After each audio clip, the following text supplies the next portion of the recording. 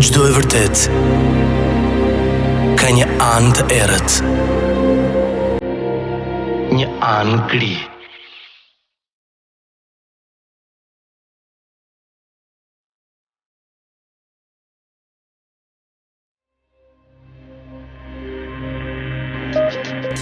Histogri në Top Albania Radio.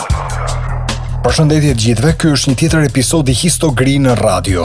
Kjo ka qenë një ferri dhe vape dhe unë e di që një pjesë e madhe e juaja janë në lëvizje pushimesh, kështu që kush nis me gushtin pushimet, ti kaloj sa më mirë, ju aurojmë këtë.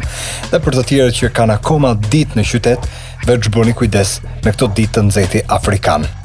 Historia që do të sillim sot në radio është mjaft e njohur në Itali. Aq që njohur sa italianët në gjenerata kanë shtyr vitet e tyre me një telenovel gati krimi, pasioni me anë të errta, xhelozie, ambicie brenda familjes më të famshme të modës, familjes Gucci.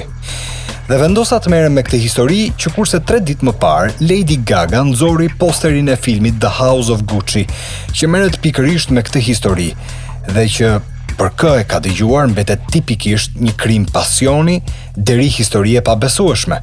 Por për kë e has për herë të parë, i duket një histori shastisëse. Kështu që mirë se erdhët sot tek Histogri në radio, unë jam Eno Popi, së bashku me Saix, sot do ju tregojmë një histori sensacionale të vrasjes, çmendurisë, glamurit dhe lakmisë. E gjitha ndodhi në 27 mars të vitit 1995. 2 plumba në shpinë dhe 1 në kokë i morën jetën pasardhësit të fundit të dinastisë Gucci, Maurizio Gucci. Vrasja e tij u bë në Italinë pas viteve 90 saga më e përfolur, por njëkohësisht edhe telenovela e një vejushe që si në romane ju vesh përcaktimi i vejushës së zezë, sepse krimi i pasionit ishte i thellë me detaje deri të pabesueshme që filluan të mësohen publikisht vit pas viti në përgjigje publike. Por si filloi perandoria e modës për Gucci të Italisë? Guccio Gucci ishte plaku i shtëpisë që themeloi kolosin italian të modës viteve 1921 në Firenze. Duke punuar për vite në hotele luksoze në Paris dhe në Londër, ai kishte hyrë në kontakt ngushtë me njerëz të shoqërisë së lartë dhe ishte magjepsur nga stili i tyre i veshjes, nga rrobat, nga estetika e tyre e lartë. Vizioni i tij ishte të krijonte një kompani që do t'u përgjigjej nevojave të këtyre njerëzve. Dhe kështu bëri. Filloi të prodhoi pajisje lëkure, këpucë, çanta dhe rripa. Filloi me një dyqan në Firenze dhe gradualisht u zgjerua në Milano dhe në Romë. Por arriti majat dhe kur me vdekjen e plakut Guccio, ndërmarrja kaloi në duart e 2 djemve të tij, Aldo dhe Rodolfo, pra fiksojini emrat Aldo dhe Rodolfo, ata e modernizuan prodhimin dhe u përqendruan në marketing dhe i dhanë markës një ajër ndërkombëtar. Selia u zhvendos në New York dhe reputacioni i Gucci u përhap në të gjithë botën. Në fakt, 2 vëllezërit vendosën të ndalonin të merreshin ekskluzivisht me shtresat e larta të shoqërisë dhe kështu filluan që të synonin edhe një publik më të gjerë.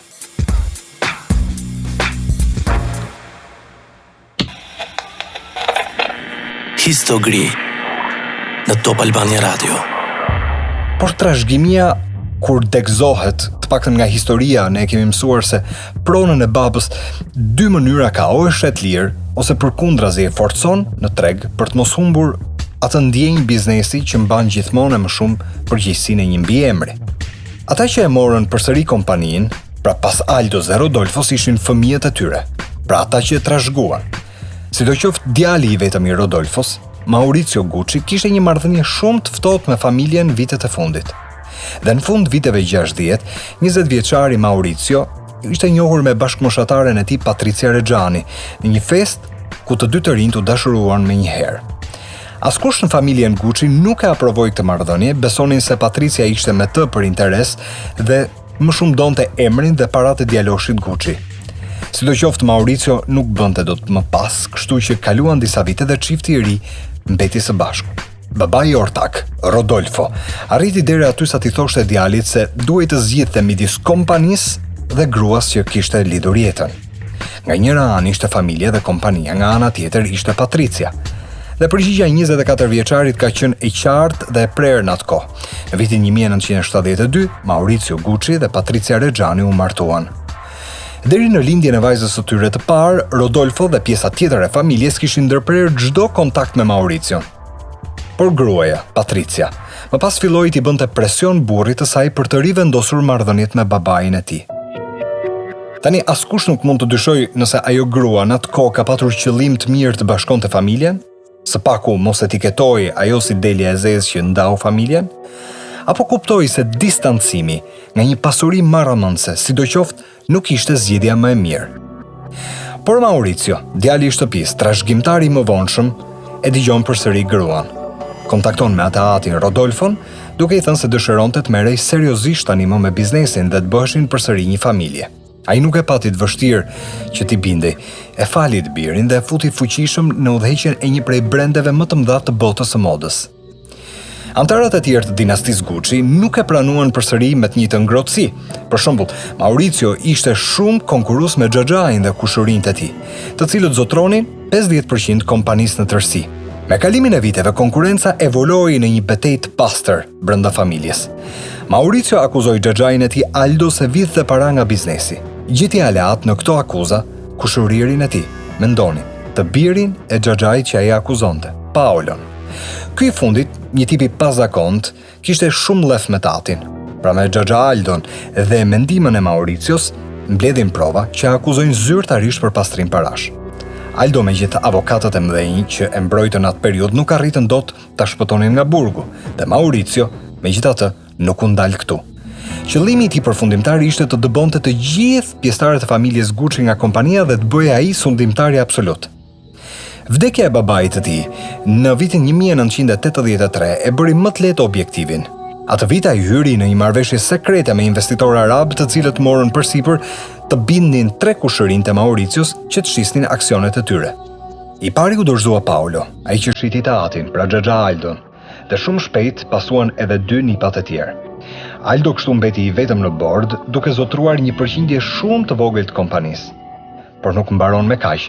Në biznesin e familjes, Mauricio Gucci brenda natës dhe pa informuar njeri, kishte boshatisur zyrën, i mori postin e presidentit dhe nuk kaloi shumë kohë dhe me keqardhje u detyrua që të shiste dhe përqindjet e tij, kështu që xhaxhaja Aldo i plakur nuk zgjati shumë.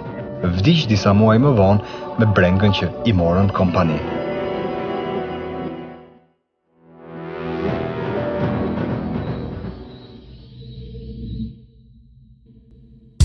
Tani e gjithë historia që dëgjuat duket pak si telenovel brenda familjes, por të gjithë besojnë se e kishte një arkitekte për ta shtyrë ambicien e të shoqit deri në delir, Patricia, ose ndryshe Lady Gucci. Por jeta e të dyve, edhe pse ishin të martuar, edhe pas fortunës në sipërmarrjen më të fuqishme të botës së modës, nuk shkonte vaj. Ishte një martesë në krizë. Krahas intrigave brenda kompanisë, jeta personale e Mauricio Gucci ishte gjithashtu në krizë. Në vitin 1984, 36 vjeçar në atë kohë, ai largohet nga shtëpia duke braktisur gruan dhe 2 vajzat. Këtu nis zemrimi, shpërthimi, urrejtja, ligësia personale e një bashkëshorte të tradhtuar dhe të lënduar. Dëgjoni pak një mesazh telefonik ku ajo e kërcënon se pas ikjes dhe braktisjes jeta do i bëjë ferr. Sei arrivato al limite estremo di farti disprezzare dalle tue stesse figlie, che non vogliono più vederti, per dimenticare il trauma. Sei un'escrescenza deforme, sei un'appendice dolorosa che tutte noi vogliamo dimenticare. Mi hai detto che durante il periodo della falsificazione della firma di tuo padre sei passato dall'inferno. E no, ti sbagli, Maurizio. L'inferno per te deve ancora venire. Kjo telefonat që dëgjuat në fakt u përdor edhe më vonë në gjyqin kundra saj, kur u akuzua direkt se urdhëruese e vrasjes së të shoqit ishte ajo. Patricia i krahason momentin kur dikur i shoqi falsifikoi firmën e të atit për të kapur kompaninë, që dikur dukej sikur ishte moment ferri për të, por në fakt nuk ishte parazgje akoma. Ferrin e vërtet ja premtonte ajo vetë. Ai iku nga shtëpia sepse u dashurua me një tjetër. Megjithse nuk ishin ndarë zyrtarisht, Mauricio i jepte Patricia se rreth $1 milion në vit, për të mbajtur vajzat, ushqime dhe për të mirë administruar pronat e përbashkëta. Megjithatë, ditët e presidencës së tij në kompani nuk shkonin dhe aq mirë, kështu që edhe dieta për gruan gradualisht filloi të paksoj. Patricia, mësuar me një mënyrë jetese të shtrenjtë, ishte shumë e pakënaqur. Por sa herë ajo përpiqej që të vizitonte të shoqin për të biseduar dhe për t'u pajtuar në një situatë krize brenda martesës, ai e dëbonte vazhdimisht nga zyra. Io ero anche tranquilla. Poi improvvisamente entra in ballo questa Paola Franchi e lui mi chiede il divorzio. Quindi io non sono più legittimata a portare il nome Gucci. Però io lo continuo a portare. Divorci ishte pika që e çon në krizë psikologjike emocionale agresive Patricia Guccin, sepse i kërkohet heqdor nga emri. Okej, emri ishte status, dhe statusin zonja Gucci mund ta hiqte gjykata, por në kokën e saj, ajo nuk e hoqi kurrë, e mbajti dhe e mban ende. Por kaq, veç në fiksimin personal. Fiksimin personal të një statusi që nuk hoqi dorë asnjëherë, sepse juridikisht nuk i takonte më.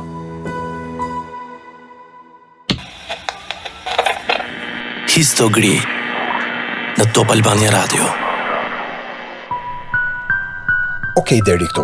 E gjitha duket si një histori si shumë të tjera. Pra një marrëdhënie në krizë, një martesë në fund të saj, njëri prej partnerëve që nuk lëshon pe, veçse në këtë rast. Në rastin që po flasim, ata të dy janë njerëz të pasur, dhe kur futet në lojë pasuria dhe parat, gjërat komplikohen disi. Okej, ka dhe burra e gra që e marrin peng një martesë të palumtur deri në fund. Megjithatë, nga kjo sjellje nuk bënin përjashtim as ata të dy. Fiksimi pse ai e la dhe çfarë ajo humbte në gjithë këtë histori e verboi deri në pikën që në ditët e agonisë së ndjenjave, Patricia Rexhani takon një fallxhore për të lexuar të ardhmen e një marrëdhënie që pothuajse kishte marrë fund tashmë. Një napoletane, Giuseppina Auriema, e cila dal nga dal i afrohet dhe nisin një shoqëri të ngushtë. Parë nga jashtë, ishte një marrëdhënie interesi e ndërvarësie, e një gruaje në dëshpërim dhe pa arsye dhe një përfituese që mundet lehtësisht manipulonte për t'i marrë paratë. Goditja fatale ndaj natyrës së saj të brisht dhe të babëzitur erdhi në vitin 1994. Nga njëra anë u informua se Mauricio kishte vendosur të shiste aksionet e tij në kompani dhe se ishte duke filluar procedurat e divorcit. Mësoj gjithashtu se arsyeja ishte ekzistenca e një gruaje tjetër me cilën 45 vjeçari po planifikonte të martohej. Patricia atëherë tërbohet dhe kuptoi se hapësirat ishin kufizuar shumë. Nëse do të divorcoheshin dhe Mauricio krijonte një familje tjetër, vajzat e saj nuk do të ishin më trashëgimtarët e vetme të pasurisë familjes Gucci. Ndoshta mund t'i ketë thirrur instinkti mëmësisë për të ruajtur atë se çfarë ishte e vajzave, por pak po e sigurt që edhe inati e shtyu që të punsonte dy attentator për të vrarë burrin e saj. Io andavo in giro a chiedere: c'è qualcuno di voi che ha il coraggio di ammazzare mio marito? Non pensavo che mi avrebbero beccato. Në 27 mars të vitit 1995, në orën 8:30, Mauricio po shkonte në zyrën e tij në Milano. Por nuk arriti as të kalonte hyrjen kryesore. Ndërsa përshëndetet me rojen, mori 2 plumba në shpinë dhe 1 në kokë. U shëmbi vdekur në dysheme. Karabinierët nxituan në vendin e ngjarjes dhe morën në pyetje dëshmitarët, por sidoqoftë në atë moment nuk zbuluan shumë gjëra. U hapën edhe hetimet dhe për 2 vjet nuk kryen as arrestime dhe asgjë, sepse çështja u arkivua për mungesë provash. Ucciso a Milano Maurizio Gucci, erede della prestigiosa casa di moda. Testimoni il portinaio ferito alla spalla dall'omicida e colui il quale ne dà la descrizione finora più precisa, un uomo travisato con cappellino da baseball e occhiali scuri che esce di corsa dalla casa di Gucci subito dopo avergli sparato. Kjo që po dëgjoni tani është mbulimi mediatik i asaj kohe, ku jo vetëm Italia u shokua nga vrasja, por e gjithë bota e modës. Dhe kur ka ngjarje të kësaj natyre, vrasjet personave që lidhen me modën, të bukurën, biznesin, me fashionin, pikpyetjet dhe hipotezat pse i vrasin, përpiqen që të gjithë të gjejnë shumë arsye. Për shembull, kur u vra Gianni Versace në Miami, shumë menduan që vrasësi Andrew Cunanan ishte i futur nga mafia italiane. Ndragheta kishte paguar sepse Versace ishte në borxhe me sicilianët, të cilët në një pikë të krizës ekonomike i kishin dhënë para që ai s'po ju akthente dot, dhe kështu e hoqin qafe. Por kush një historinë e vërtet në fakt se si u vra Gianni Versace e di që mafjas nuk hyn fare, po fare në loj, ai u vra nga një njeri i fiksuar dhe kaq. Edhe në rastin e Maurizio Gucci't, hetimet shkuan deri në detaje që borxhet me arabët, konkurenca në botën e modës, apo mos pranimi i disa gjobave të mafjes me justifikimin e mbrojtjes biznesit që i kërkonin pastaj aksione me forcë, ishin thelbi i hetimeve të asaj kohe nga prokuroria. Por kur prokurorët nuk quan ndërmend se historia mund të ishte banale, shumë banale se sa të gjitha pistat e forta dhe të thella që ata hetonin. Por dëgjoni pak se si zbulohet vrasja. Për këtë ju tregoj vetëm pas pak. Histogri në Top Albania Radio.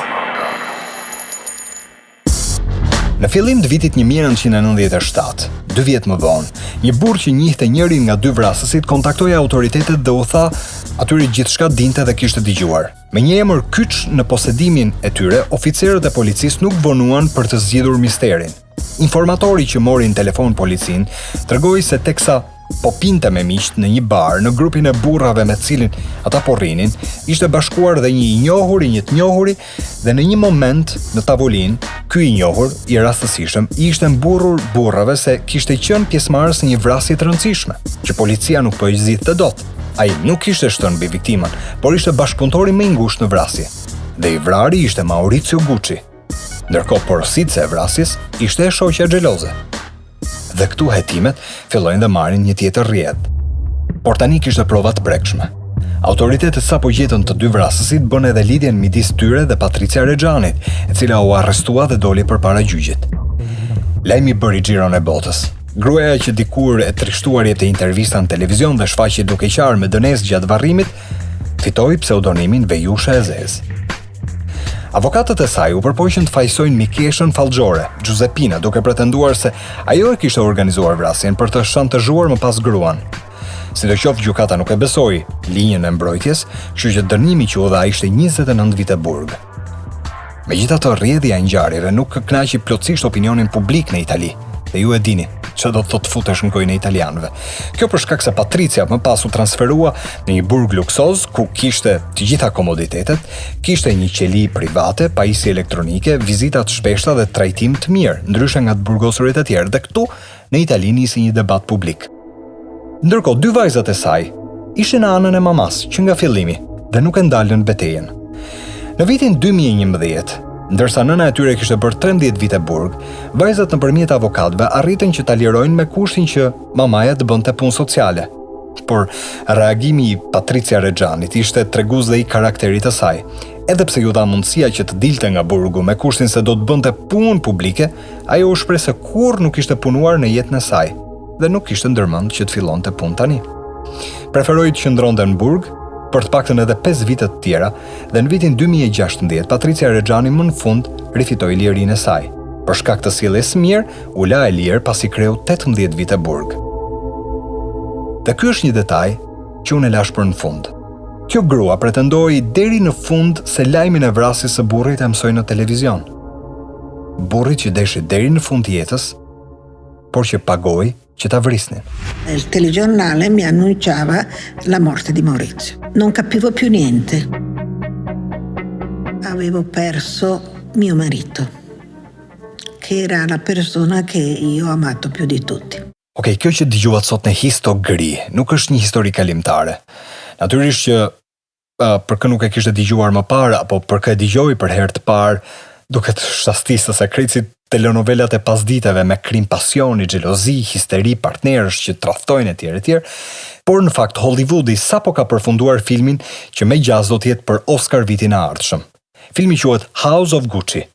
Regjizori i këtij filmi është një nga më brillantët e kinematografisë, Ridley Scott. Lady Gucci ose Patricia italiane në film është Lady Gaga. Ajo përzjodh se ishte Vejusha e Zezë në film për vrasjen e nipit themeluesit të familjes Gucci, ndërsa Maurizio në film e interpreton një tjetër aktor fantastik si Adam Drive. Skenarin e filmit s'mund ta shkruani kurse si amerikanët. Pra mendoni që film presim të shohim në nëntor. Filmi bazohet në historinë e librit të Sarah Gay Forden, Shtëpia Gucci, një histori sensacionale e vrasjes, çmendurisë, glamurit dhe lakmisë, dhe për ta mbyllur, Natyrisht që Patricia, aka Lady Gucci, këtë nëntor, kur të dalë filmi, nuk është as e para as e fundit që është e gjallë në këtë botë dhe sheh veten të interpretuar karakter në film, por paraprakisht ka deklaruar se nuk i kishte pëlqyer Lady Gaga si përzgjedhje dhe mund ta kishin pyetur atë më parë se për shembull kë mendonte ajo. Okej, është komplet një vanitet i kuptueshëm i kësaj gruaje. Kaq për këtë historinë e Histogri sot. Me sa X, ju japim përshëndetjen e fundit, dëgjojmë të shtunën tjetër, natën e mirë të gjithëve. Histogri në Top Albania Radio.